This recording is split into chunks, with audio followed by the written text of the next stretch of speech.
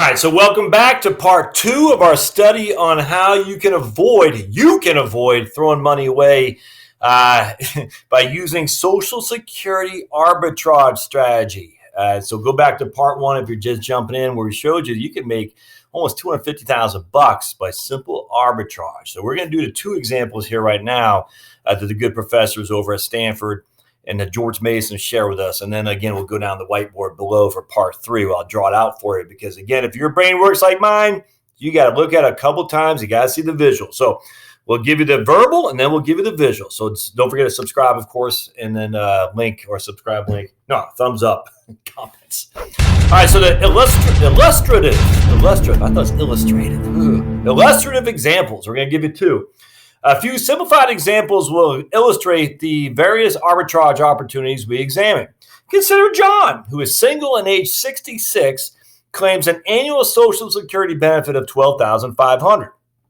John also uses his retirement savings to purchase an inflation index single life retail annuity that pays him $1,000 annually, just $1,000 a year, starting immediately. The cost of this annuity is $22,290 or $22.29 per $1 of annual lifetime income, again, indexed for inflation. So all told, John pays $22,290 and enjoys $13,500 of inflation-protected lifetime income.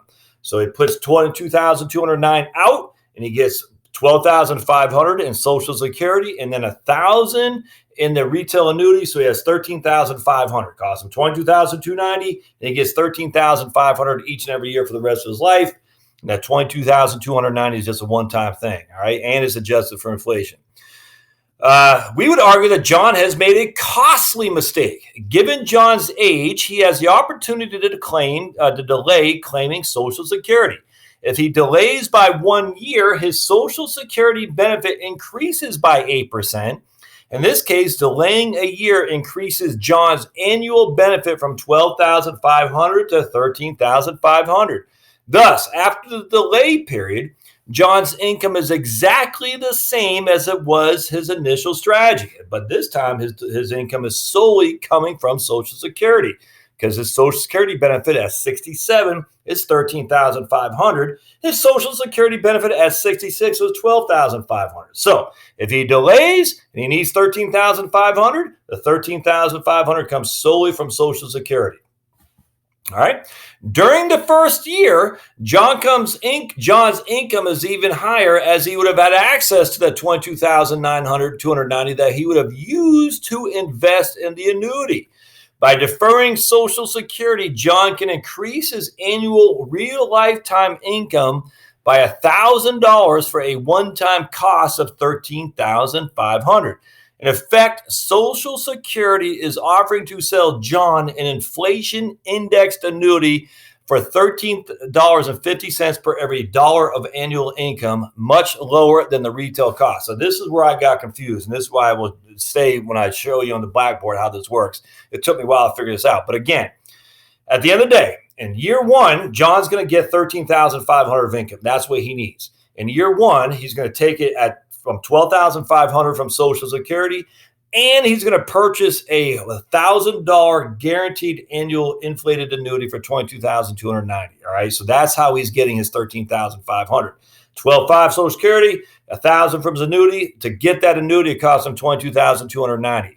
Now, if he delays taking Social Security and waits the following year, his whole Social Security amount will be $13,500, which covers his income needs. But this year, he didn't have any Social Security. So how much did it cost him to live? Well, he needed $13,500. And he spends $13,500 as opposed to buying the annuity, because that's what he needed.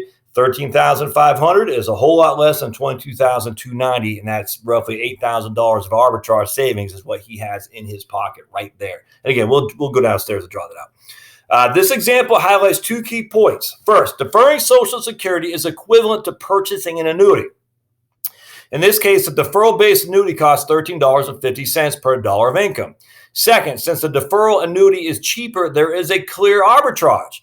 Compared to John's original strategy, the new strategy that eschews the retail annuity and purchases the Social Security annuity earns a risk-free profit of $8,970.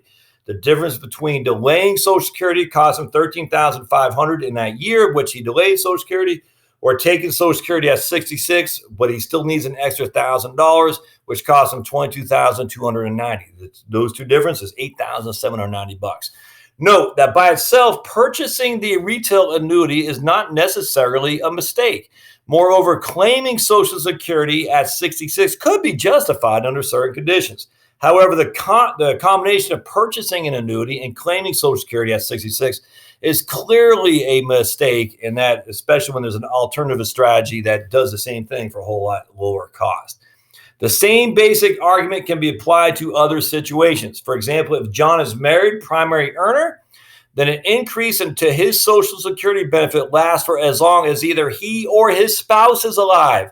He could also buy this type of income boost in the retail market by purchasing an inflation index annuity with 100% joint and survivor provision, assuming his spouse is also 66. The cost of that annuity did generate $1,000, doesn't cost $22,290. In this case, because there's two lives it's covering, it costs $28,547. $28,547, which is more than double the cost of the Social Security annuity, which is $13,500. A better half off sale for the Social Security annuity. In this case, avoiding the retail annuity and purchasing the Social Security annuity earns him a risk-free gain of $15,047. Very few people purchase inflation-protected annuities. So what happens if someone purchases a nominal annuity instead? A nominal annuity is simply where it does not keep up with inflation. Well, the cost of this annuity is $15,268. Again, not keeping up with inflation, just giving you $1,000 each and every year, which is still even more than the Social Security inflated annuity, which costs $13,500. It's nuts, I tell you. All right, so John is paying $15.27 per dollar of nominal income when he could have purchased the $1 of real annual income from Social Security for $13.50. It's crazy. The Social Security annuity income costs less and his cash flows are higher if there's a positive inflation, and the same if there is zero inflation or deflation. So if you don't have any inflation or any deflation, you're not losing money. You're actually still gaining money by doing the delay strategy without an index annuity, without an index, not index annuity, inflated index annuity. But obviously there's going to be inflation. So at the end of the day, the idea of no inflation is silly. So because of that, it works every single time, every time. That's the arbitrage. Every single time you do this strategy, you'll be better off for it. The Social Security, the difference in price is $15,268 for the non-inflation index versus $13,500 represents the arbitrage in this profit in this case, which is $1,768. All right. If John were married, 100% joint and survivor annuity would cost $18,798. Again, just going back to the arbitrage opportunity for either a single person or a married person. Either way, he makes money by delaying Social Security and purchasing and not purchasing a retail annuity. And we're talking huge amounts of money. All right, so let's keep going down. To provide intuition for the arbitrage opportunity, we have focused on the benefit from a single year of deferral of conveniently sized Social Security payout of $12,500.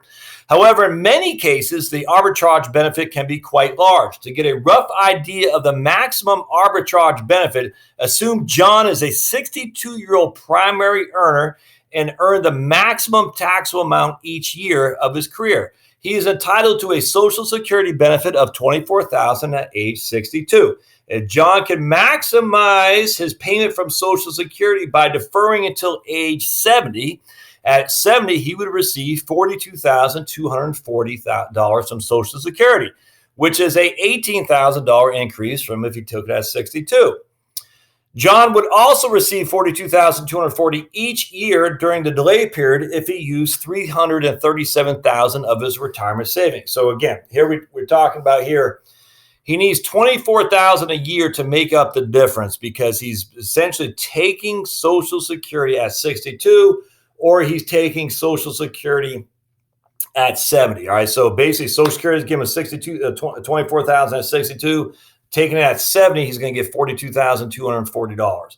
If he needs $42,240 each and every year from 62 until 70, adjusted for inflation, he could take $337,000 out of his retirement account. So he needs $42,240, of which Social Security provides $24,000. The difference is $18,240 a year. You times that by 8 years, and you get this amount here, right? $337,000.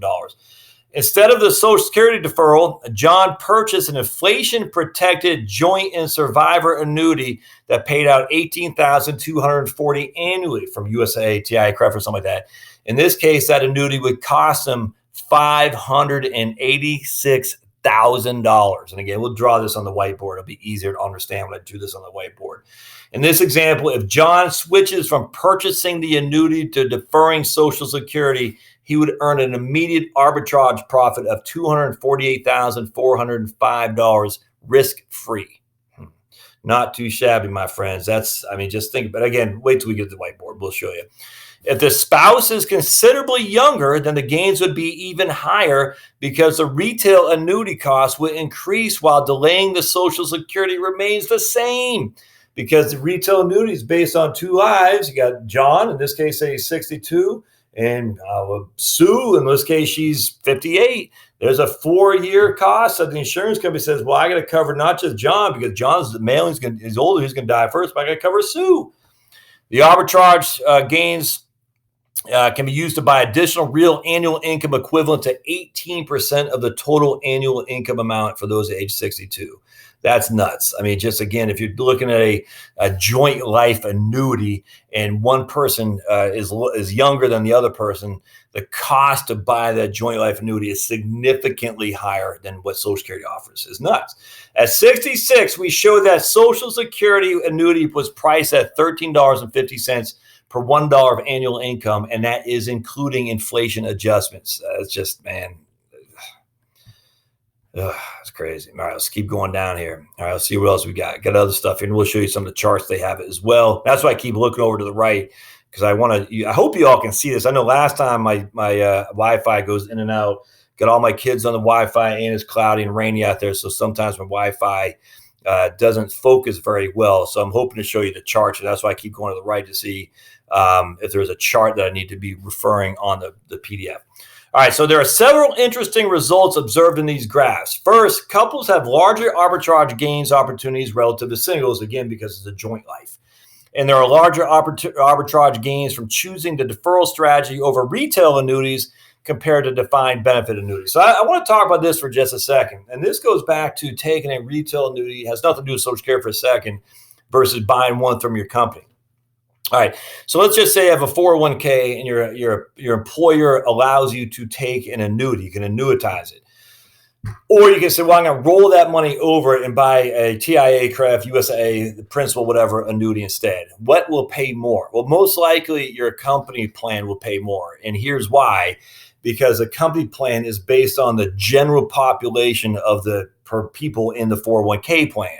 And you're going to have people who smoke who are going to die early. You're going to have people who are like you, a triathlon, marathon person who's doesn't have a high BMI. And they're going to put all these people into one group. And that group is a standard life expectancy for the one group. So they're going to say, Miss Martha over here, who's 500 pounds, smokes 2 packs of Cools a day and eats McDonald's all the day. And then you got Miss Joan over here, who's a triathlon, athlete, low BMI. They're all put together as an average. So Martha and Joan together is going to be average, Jenny, whatever.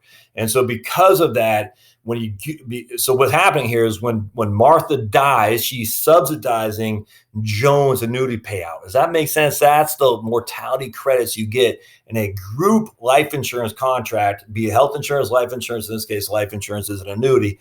And so essentially what's happening is Joan is benefiting from Martha's bad health. Now, so essentially, she's getting the rates of Jenny in the middle, but she's still Joan. She's not likely to die early. When you do an individual private annuity, it's more based specifically on you. All right, so they don't throw you in the group of all people, all buyers that a company plan can. So it's not all the time, but generally speaking, if I had a choice between a retail annuity and again, we're talking income annuities or one through my employer, the one through your employer will probably pay you more, and it might even be significant. So look into that before you just blindly roll over your 401k to an IRA and then turn around and annuitize it. It might not be the best strategy for you. All right. Let's see here. So secondly, the primary earner in a couple should never choose to claim Social Security before age 70 and buy a retail annuity. Since for all ages, the area is black, it benefits you not to do this, essentially. Third, even for singles, choosing to buy a retail annuity and not defer Social Security is almost always a dominated strategy, which means it's the worst strategy there is. Real retail annuities are dominated by the deferral strategy in all circumstances. I just want to say this again. The primary earner, so Josh and Charlotte, historically in our life, as a married couple, I've been the primary earner.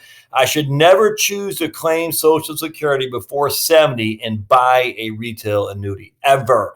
Since every single situation for that is better for me to defer and take the Social Security annuity every single time.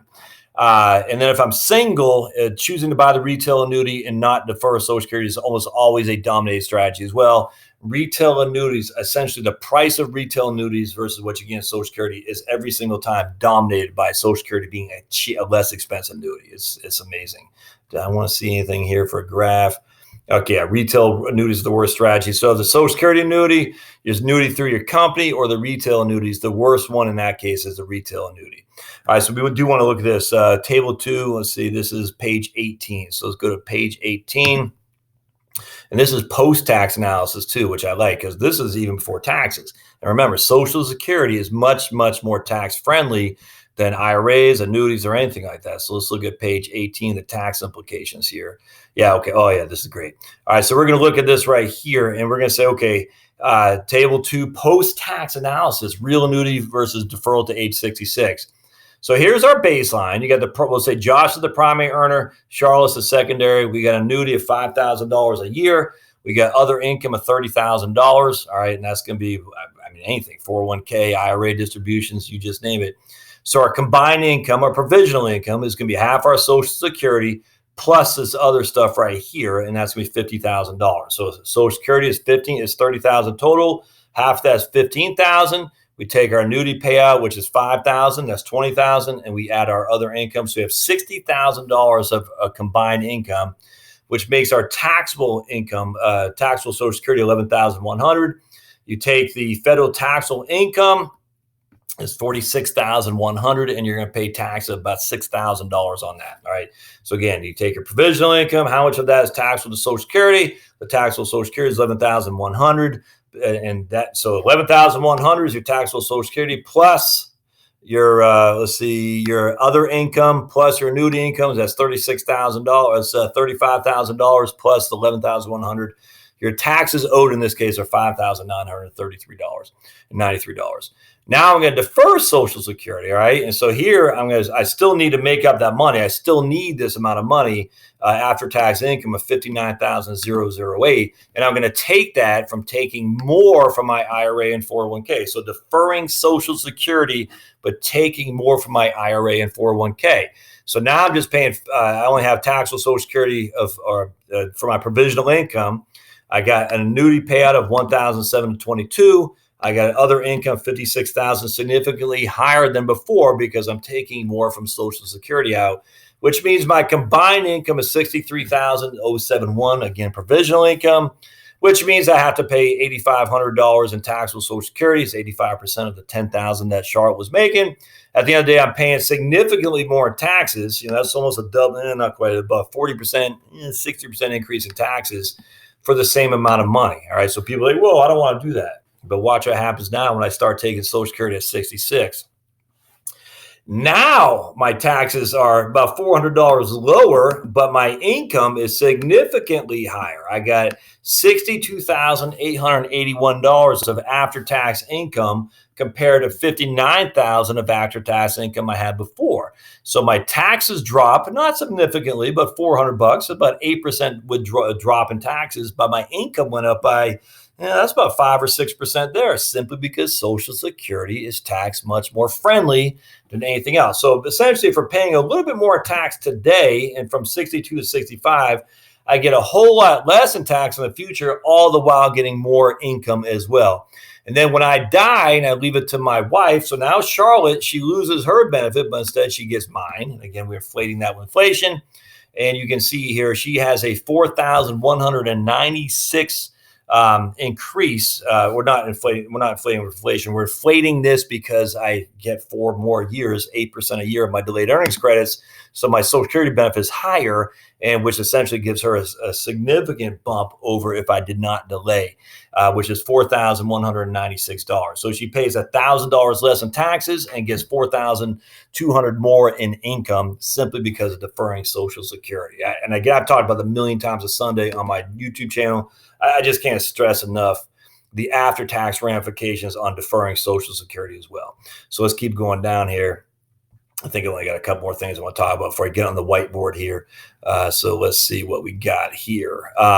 It's the taxation implications of the alternative strategy depend on the amount of the other income the household receives. That's your combined income. So it really depends on if your IRA distributions, if you don't have any other income. But just remember, you're taxed much, much more heavily. Well, I think we talked about that here. I think we do go into that here a little bit right here. The pattern is okay. So it depends on your other kind of income in terms of why it's more beneficial to defer taking Social Security from an after-tax perspective. More income, less taxes, the higher the Social Security payout is. This pattern is primarily caused by Social Security taxation rules. At low income levels, Social Security is not taxable income. At high income levels, 85% of Social Security is treated as taxable income. This transition creates anomalously high marginal tax rates that the alternative strategy helps avoid, which is alternative taking Social Security later. For example, suppose a household is in a 30% tax bracket and then receives a marginal $1 in extra income. The tax on this $1 would be normally 30 cents. In a $30% tax bracket, you get an extra dollar of income, the tax is 30 cents. However, an extra $1 in income would also cause up to 85 cents of your Social Security to transition from non-tax to taxable. This $1 in additional income would then create a total tax increase of 55 cents. 30 cents for the normal tax bracket on that dollar, and an additional 25 cents in tax due to higher Social Security taxable income. The marginal tax rate for that extra dollar is 55.5%. In this income region, the alternative strategy converts highly taxed annuity income into more lightly taxed Social Security. Who's ever talked about that before? Has we ever heard this? Oh, your old buddy Josh. At sufficiently high income, Social Security is maximally taxed anyway, so the benefit peak dissipates into a plateau. So basically, if you're in the 12% tax bracket, 10% tax bracket, this is deferral strategy benefits you more significantly than it does once you're in the 22%. Without question. It's nuts. The whole tax thing on Social Security is crazy. All right. Our after-tax results corroborate the pre-tax analysis. Namely, there's a large and ubiquitous arbitrage opportunity when a real annuity is purchased and a smaller but widely available arbitrage when a nominal annuity is purchased. When a defined benefit cashed out is considered, married couples generally have an arbitrage opportunity. For singles, there likely is not an arbitrage, although they are still likely to be better off cashing out their defined benefit plans to defer Social Security. Given the consistency with which the after-tax results track the pre-tax results and the fact that alternative strategy often conveys tax advantages, we believe that the arbitrage results are generally robust to after-tax considerations as well. The results in this section are also consistent with a couple other people who document this in terms of replacing IRA income with Social Security income through delaying Social Security. So that's pretty much all I want to talk about this here today. I just talked about the after-tax consequence of Social Security and how you can benefit from that as well. On top about the arbitrage of taking deferring Social Security and taking as opposed to taking a retail annuity. And I think a conclusion. Economists are hesitant to call observed consumer behaviors mistakes, as different preferences can justify lots of different behaviors. However, by focusing on cases that are more clear-cut, we have shown that it's possible for retirees to make big mistakes with their choices regarding annuitization of retirement resource and the claiming of Social Security. Many Americans retirees have an arbitrage opportunity of effectively selling a more expensive life annuity, a retail annuity, and exchanging it for equivalent or superior life annuity through Social Security that's cheaper. Up to 25% of retirees may be receiving income from both Social Security and private annuities in their mid-60s. These individuals and their employers, if they do not offer a lump sum option, are collectively foregoing arbitrage opportunities. The arbitrage gains are around $100,000 for married primary earners with average earnings and can reach about $250,000 for those with high earnings. Taking Social Security early and annuitizing income waste this money. While taxes complicate the argument, our general findings are robust to the inclusion of taxes. All right, so let's go down to part 3 when I go down the whiteboard. So hang in there. Don't forget to subscribe. Comments, thumbs up are welcome. And we'll go on the whiteboard and I'll draw this out for you. We'll see you here in just a second. Thanks, guys.